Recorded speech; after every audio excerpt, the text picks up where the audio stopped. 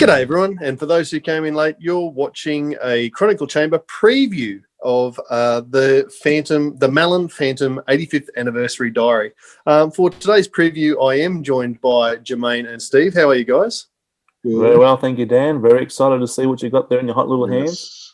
Absolutely. This is a bit of a thrill for us because the good people of Mallon have seen fit to send us a preview copy of the Mallon 85th Anniversary Diary.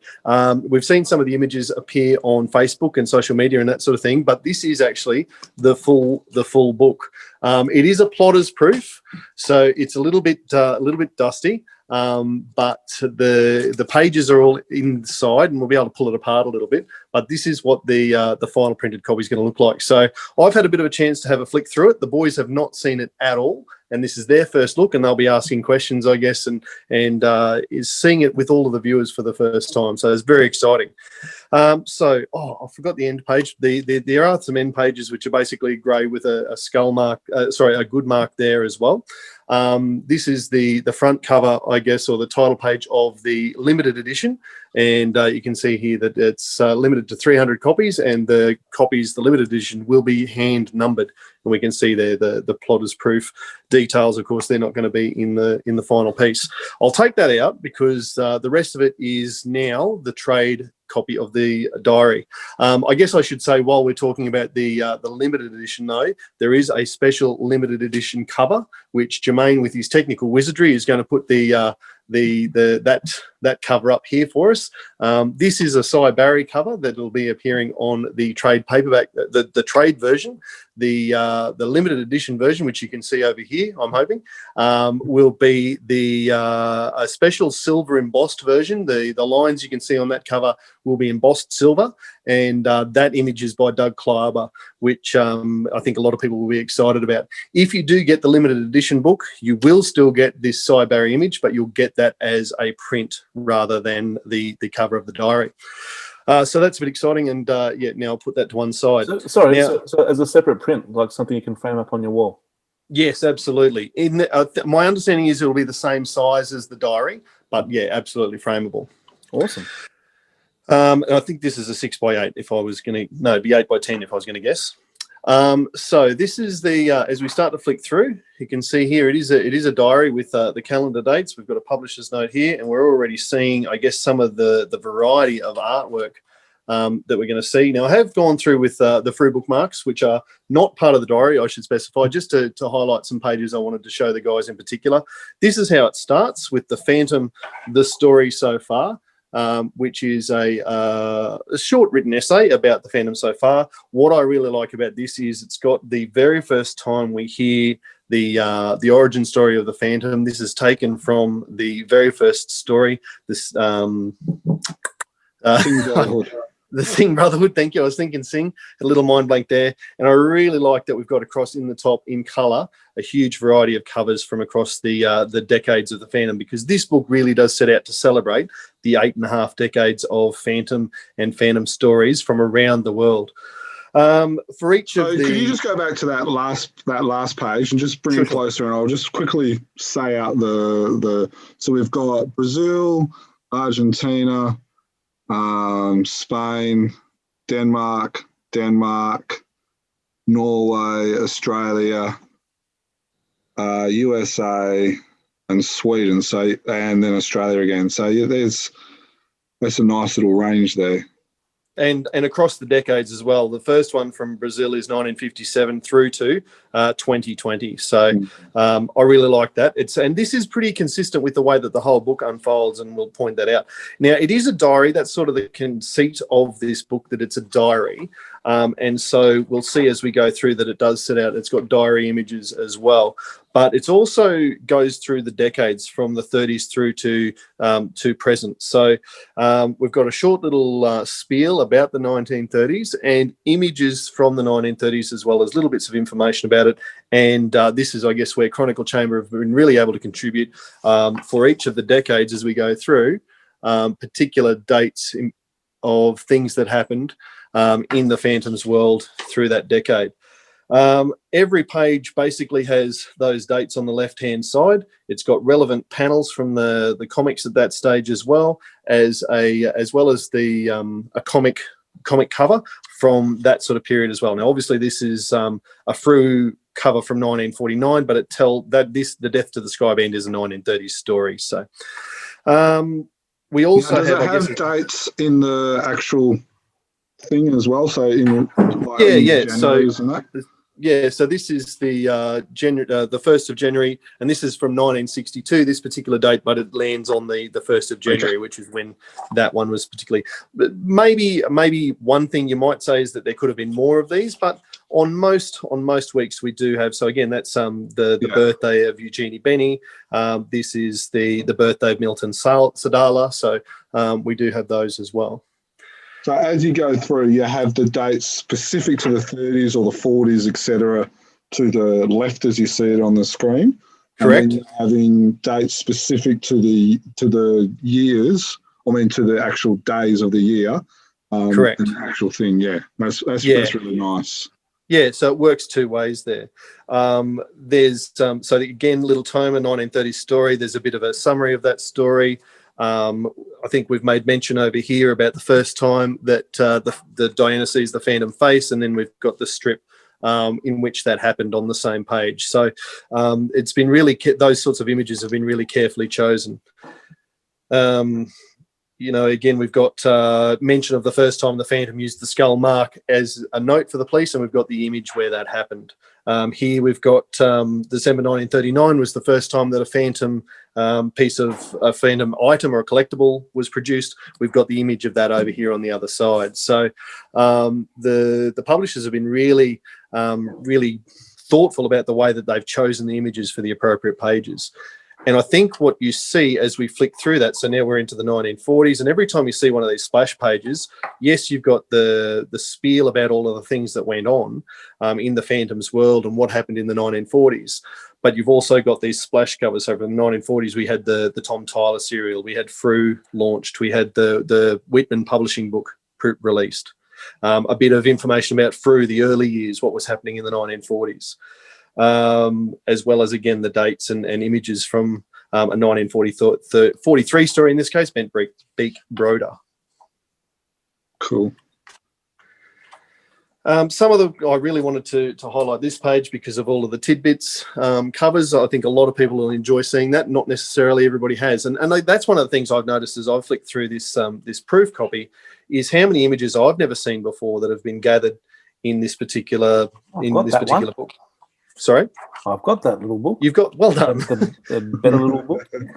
This could be an opportunity for people to go through and tick all of the things they've seen. So here you go. So there's 4 of those sorts of dates on the 17th of Feb, on the 15th of Feb, that sort of thing. Yeah. Nice. And every page. What's the representation of, say, like under the 40s, you've got the car, and under the 30s and stuff like that? I was actually checking out the car. I thought that looked pretty cool. I thought the 30s looked like New York or something. I guess. That continues throughout. And I think, if we just get, so 1930s, there's a building of in that architectural style of the 30s, Art Nouveau or whatever it is. The 40s, we've got a 1940s vehicle. The 50s, we've got a jukebox. As we skip forward, the 60s is an image of the space race. Age. Yeah. 70s, peace and love and that sort of thing. So they're not necessarily Phantom related, but they are relevant to the decade that was being featured. Yeah, cool. Which is a cool little thing. This is not too much, but I reckon let's go through your bookmarks, eh? Yeah, okay. I thought this was a really cool little one because it focused on the As You Were, Gentlemen panel, and it talks here about the fact that it appeared in A Proper Husband. We've got here the date that actually occurred, and then we've got variations of that, which I thought was really cool. If we skip forward through more, again, variation. We talked in the 60s about the American publications. We see a gold key, a king, comic covers and that sort of stuff. Let's flick through to, so this was the 70s. This is another example of that sort of thing, I suppose. The 70s was when the Phantom got married at last, is the caption up there, a bit of information about that. And we see the various covers around the world that sort of showed that story arriving in Italy, in Sweden, in Australia, which I thought was really cool. Again, just the variety of covers from around the world is really awesome. We have little breakouts, like, in this decade, we had new characters that appeared.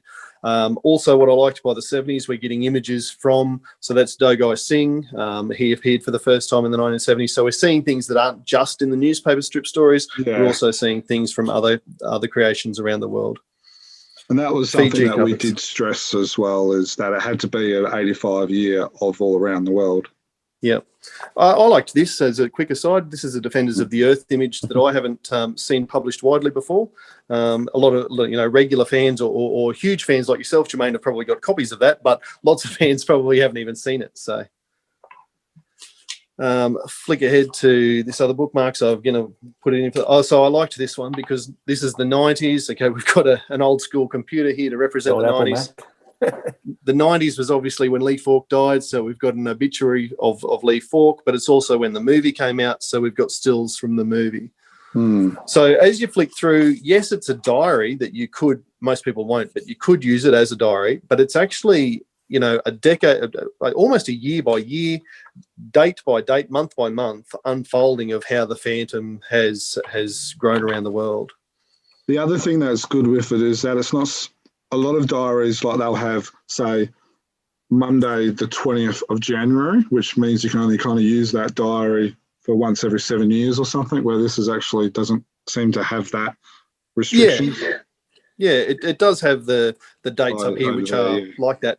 But if you wanted to use it as a continual diary, certainly I think it'll be a reference book for people who at any given time might want to go, well, what happened today in the Phantom world? Well, they could look at our social media. Well, they could do that as well. That's probably easier. But I'll tell you what, I know and we'll talk about the price point in a minute, I suppose. But for the price, I actually do think you're getting pretty good bang for your buck. We move into the 2000s and we're starting to see Tony DePaul. We're starting to see Graham Nolan artwork, Moonstone covers and that sort of thing. So again, and here we've got a Keith Williams artwork. So it really is just an unfolding of how the Phantom, has grown over the decades. I do have a couple more Bookmarks in here, just to that's right, the tribute to Lee Falk, which came out at the start of the 2000s, or right at the end of the 1990s. Again, just, Frew Publications, what's been happening with the changes at Frew, and they talk about Giant Size, the new Frew crew. Dudley Hargarth gets a mention. And, Hermes Press, King's Watch is in there. There's Kid Phantom as well, Mike Manley, Glenn Lumsden covers again. Here we are with Kid Phantom. Still the Cy Barry, and Jeff Weigel. So it really is, as you flick through, Comics Review, so many of the publications around the world are mentioned. And then at the end of the book, we've got a splash page which is focused on Hero and Devil. And again, shows representations and tells the story in brief about those two really important characters in the Phantom's world. References, acknowledgements, and wrapping up the book there. So I don't know. What do you? Any questions, guys? Anything you want me to go back and look at? Can you just show us the thickness of it? Like, obviously. Sure. Obviously this is a printer's press, so it's not going to be exactly that, but it's not a 36-page comic. It's a... No, actually, people might recognise the icon rings. Oh, sorry, those rings. It's not a thin book, and it by the time you get the proper cover, the proper page thicknesses and that sort of thing, it'll probably stand out a little bit thicker than that. So it's set out really, really well. I really like the way that's set up with the the dates on the left hand side about the important stuff, and then like you see there with everything that's happened in the 40s, and then going to breaking it down week by week, that sort of way. I think that's really nice and clear, and a lot better than going like month by month and a page a month or something like that. Having it week by week is really, really cleaning that up. And yeah, as you say, mentioning something in the left-hand margin there, and then actually putting the picture in on the right-hand side so you know what you're talking about is good. What I think would be really cool, back in the 40s with the image that they've got there with the car, what would be really cool if that's a Rolls-Royce Phantom, that would be the best. But look, it wouldn't surprise me. There's been so much care put into this. It wouldn't surprise me at all if that is the case. I was trying to Google it before, but I couldn't quite check it out. I don't think it is. Rolls-Royce fandoms are a little bit more. So, Dan, as someone who's looked at this, probably more than what us, what are some positives, but also some negatives, apart from what we've already discussed, that you can kind of see in this? I really like the fact that it is colour throughout. I know that's a bit of a point for people at the moment, but we've got colour on every page as well as the original black and white artwork. I really like that you can see that. The variety, as I've sort of said, from all over the world. Everyone who's ever had, New Zealand, everyone who's ever had a fandom comic published in their country is going to find something for them in here. And again, you mentioned it, Germ, we really did focus when we were contributing these dates to Mallon to try and get something from all around the world as we went. So people will be able to find something, but everyone will be able to find something new. And even though, we helped contribute so much to this, I've learned new things as I've flicked through this today in preparation for this tonight. Downsides. The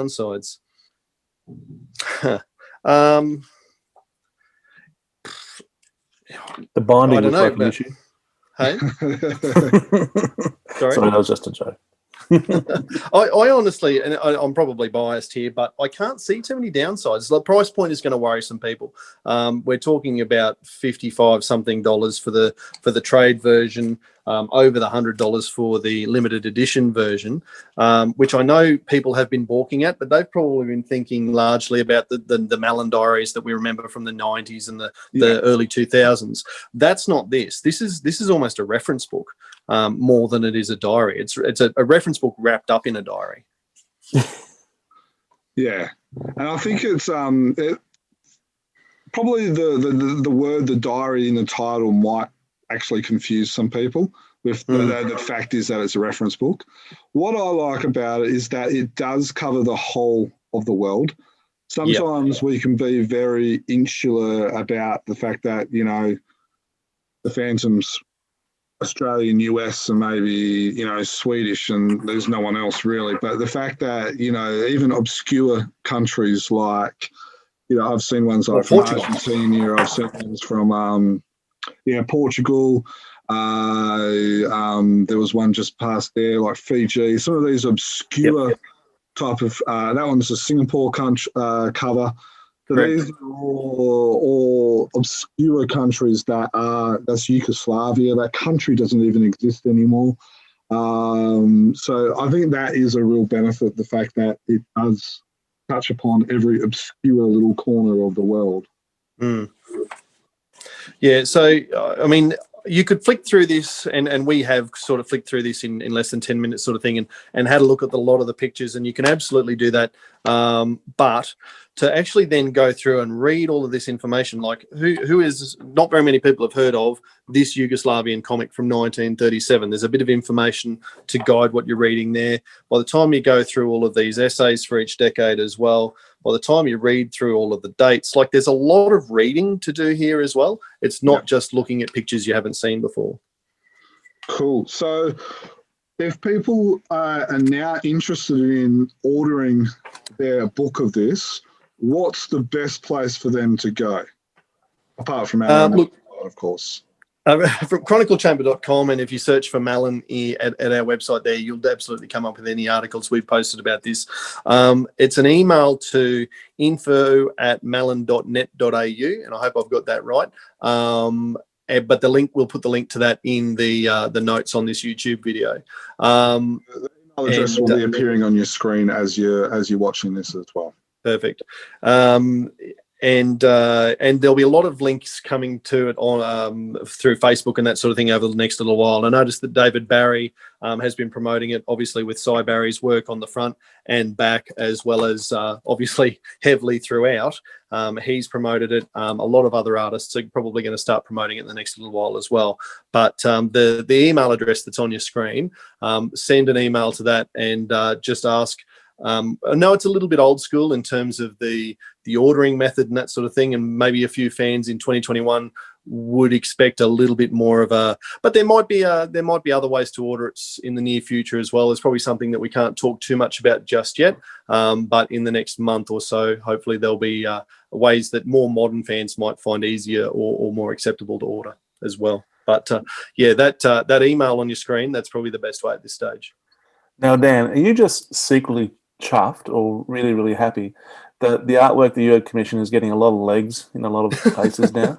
We can just turn back to that back page again.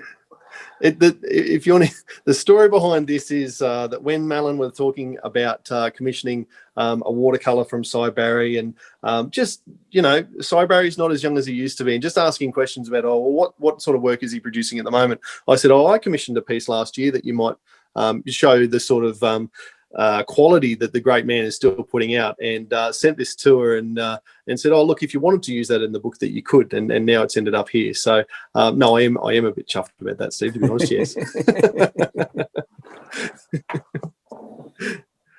Yeah. All right. Okay, well, so not available in stores, it's all mail order or email order.